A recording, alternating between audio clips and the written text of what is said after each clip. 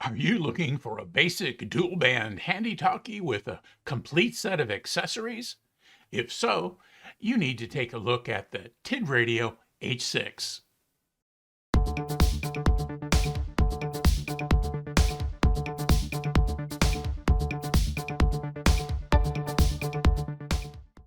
Hi, and welcome to the Gadget Talk channel, where we do reviews and how-tos on a variety of electronic gadgets that catch my eye. In this video, we'll be taking a fairly comprehensive look at the Tidradio H6 dual band ham handy talkie. I need to thank the folks at Tidradio for providing this sample for this review. As always, they get no input to the review. It'll be my honest opinion. So let's get started.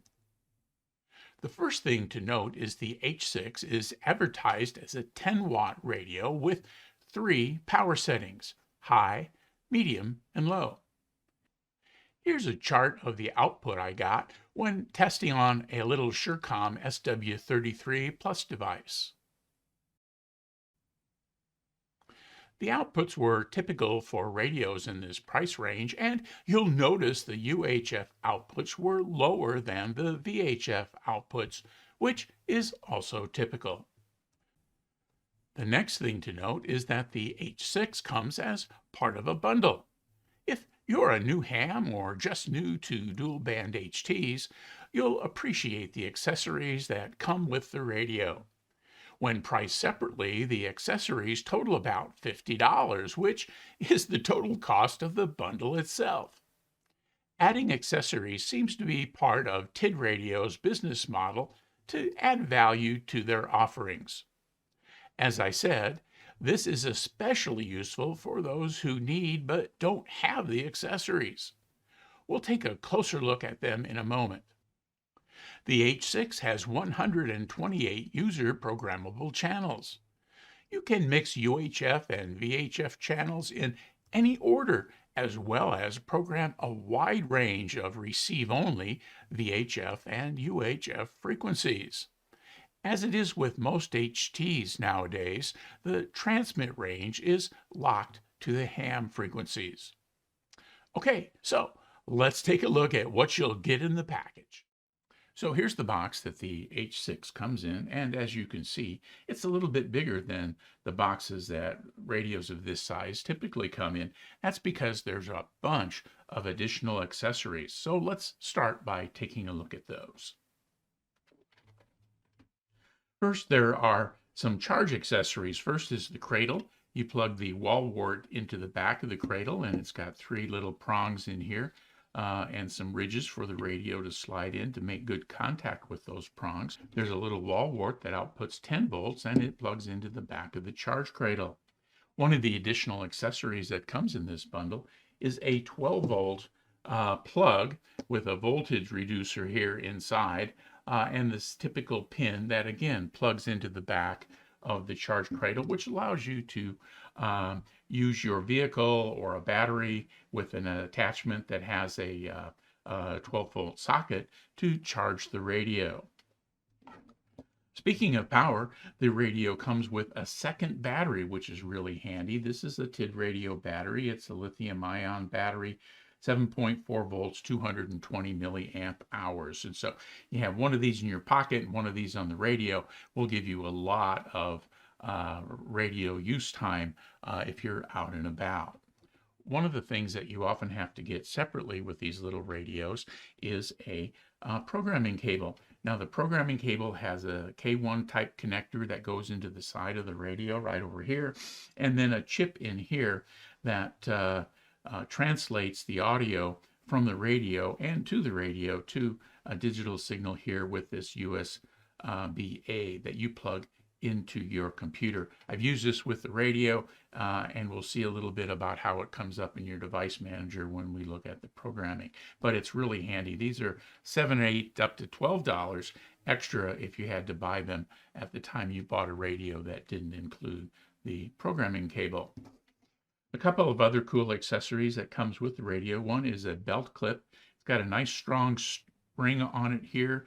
You simply mount these by taking the screws that are mounted in the back of the radio, not the battery, but in the back of the radio, and mount this to the battery. Belt clips are really handy. Then there's also a wrist strap. I kind of like wrist straps because I can be kind of klutzy sometimes. So having this strapped through the back of the radio and then on my wrist allows me to inadvertently drop the radio without it falling all the way to the ground. And then last but not least is a little secret agent style headphone, earplug type push to talk. It also has a K connector on it that plugs in. So it allows you to use your radio in a place where you don't want to make a bunch of noise or if you want to be a little bit more discreet.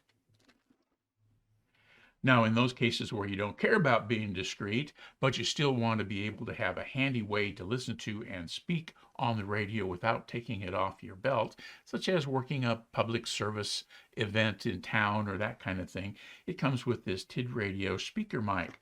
Again, it plugs into the side of the radio. It's got a push to talk here, and you can then clip the mic to your shirt, to a strap of a backpack or messenger bag, or even on an epaulet if you wear that kind of clothing. So having a speaker mic available for your little HT is also a really handy accessory. Now the last accessory we're going to take a look at here are the antennas, and this radio comes with two. First is this long one that looks similar to a Nagoya style 771 dual band radio.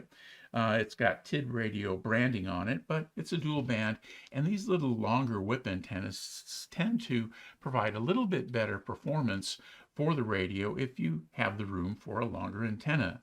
Otherwise, it comes with this standard dual band little rubber ducky style antenna that are typical for these kinds of radios. So with the accessories covered, let's take a brief tour of the radio itself. Okay, so I've zoomed in a little bit so we can see the radio.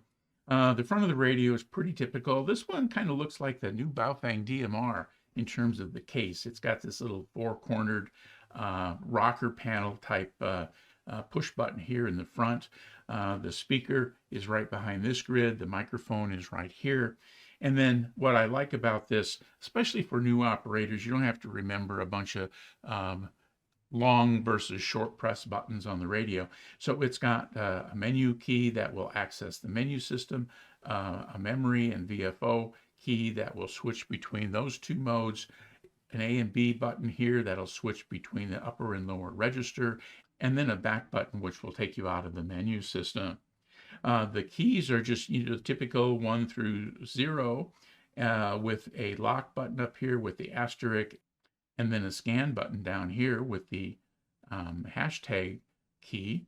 And then the numbers have little blue letters, and they're the typical telephone letters, the alphabet A through Z, as opposed to codes for some of the menu items, although you can press the menu button, as we'll see in a minute, and then access the various menu items directly with the numbers if you happen to remember which menu you're going to look for. So that's all pretty handy. On this side, we've got the push to talk button. We've got the programmable key 1, which will turn on and off the FM radio mode here of this Tidradio H6 if you have it enabled in the software. And then here you will be able to press this and it'll break the squelch. So it's a monitor button. On the top here, we've got the on-off button. We've got a little LED right here that shows when the radio is transmitting or when it is receiving. But you'll notice it doesn't have a flashlight. So a lot of these little radios have flashlights, not so the H6. Here we've got the antenna on, and the antenna has got the socket side on the antenna, so you need a female antenna with this radio, which is pretty typical of the Chinese radios, and then the plug or male side is on the radio itself. On this side, we've got the cover for the audio for input and output using that K connector, and so that keeps cover to keep the dust and water out of that. So on the back, you've got this little button here, which you'll press to slide the battery out of the radio. And so otherwise it just goes in the same way. And here are the two screws for the belt clip. So again, the on-off button is right here. So let's turn the radio on and take a quick look at the menu settings and what the screen looks like. Welcome. Channel mode. Now I've got the backlight set to be on for only a second because as you saw when it turned on, it kind of blows out my camera. And so you can see the commands a little bit better here. And let me zoom in on the radio just a little bit more so you can have a better view of what's showing up on the screen. Okay, so you can make changes to the channels by using the up and down button.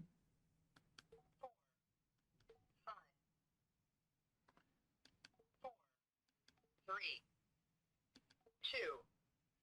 And then you can change registers. Notice right here, the little caret is near the upper line. If we change the AB button, it'll switch down to the lower line. So A and B, so it's got transmitter dual receive that you can turn on or turn off in the menus. You can change to the frequency mode by using the frequency memory button right here. Channel mode. Go back to channel mode. And then you can enter the menu by pressing the menu. And then you can type a menu number by using the keypad. And this took us to menu 12, which happens to be the DCS menu. Let's go down to menu 3, which is the power save mode.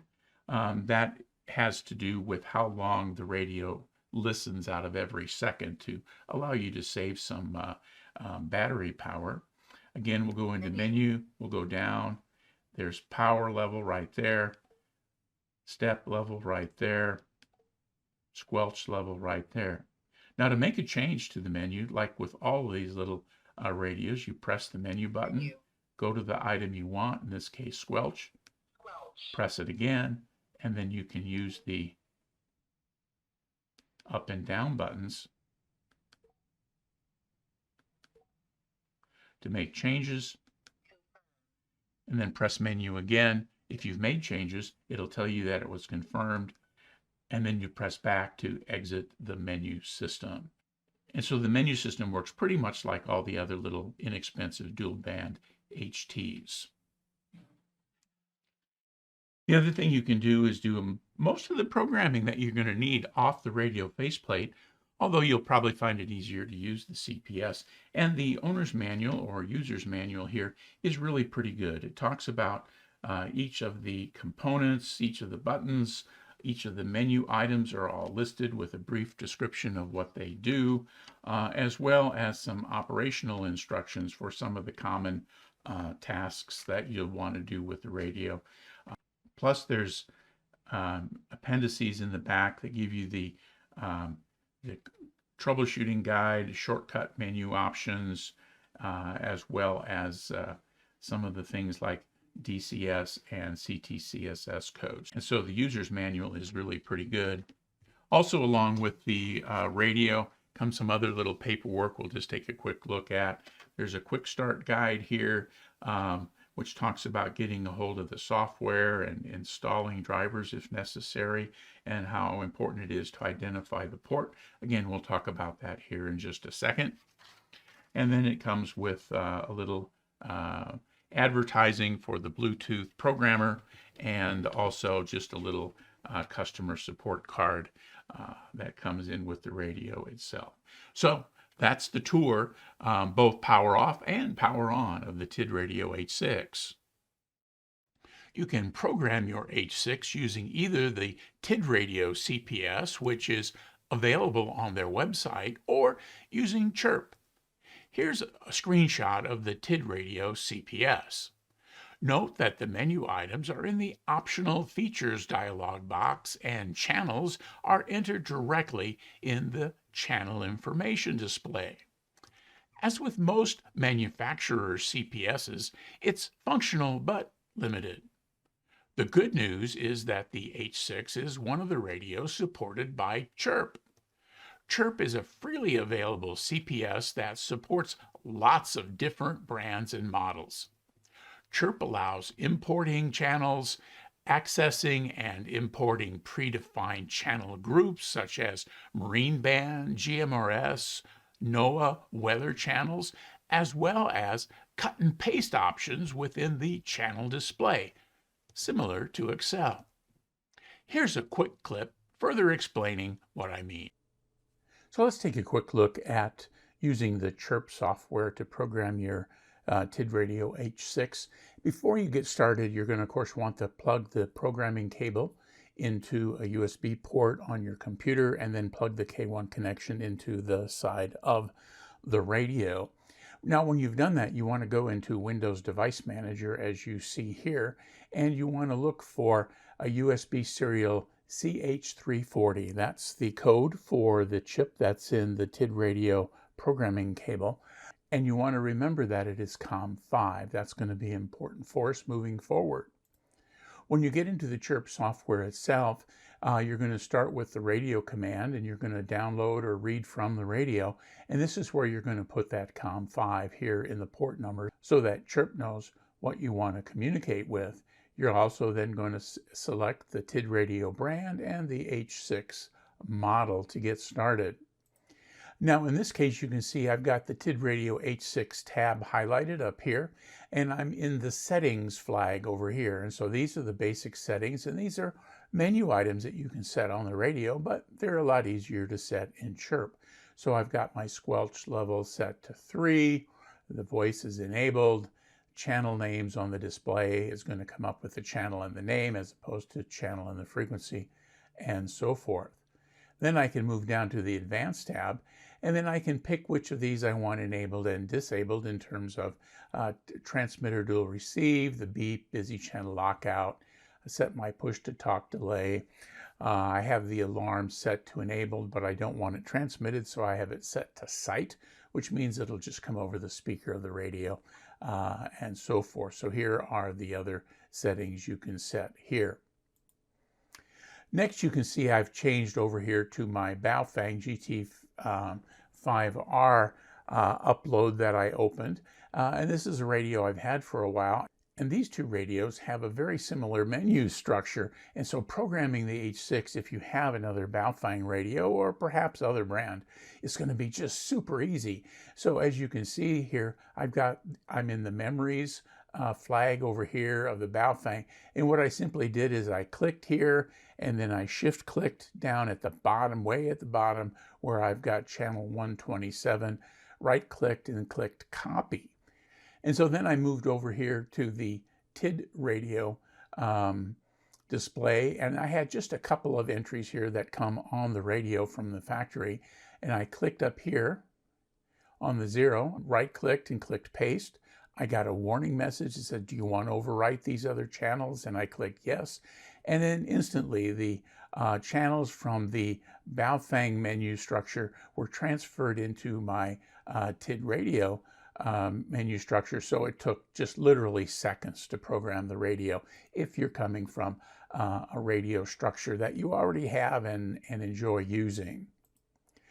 The other thing, of course, you're able to do is to use the Tidradio programmer, and this is a screenshot of that, and that works on your phone. And so you can use the Bluetooth programmer to go through that as well. And that's really pretty easy after you've programmed it with Chirp to make changes along the way. And so you can learn more about that in the Tidradio Bluetooth programmer, and I'll link to that at the end of this video. So that's a quick snapshot of using Chirp to program your H6. So, what do you think? Be sure to leave a comment below with your thoughts on the H6. My opinion is the H6 is a nice little HT that would be great for the new technician class operator, especially with all the included accessories. It would also be good for your go bag or MCOM kit. The included extra battery will help give you an extended operating time without having to search out a charging source. With a large range of receive-only channels plus FM broadcast channels, preppers, and others will have a fully equipped single source for a wide range of communications in an emergency.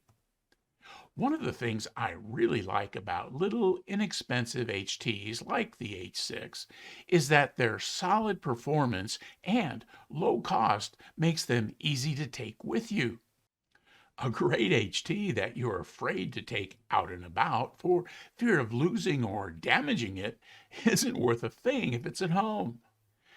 The H6 will give you a good performance profile while not setting you back a bunch if dropped or damaged.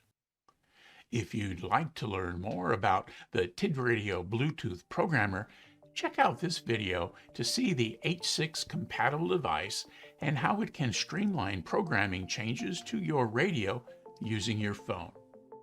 As always, please like the video and subscribe to the channel.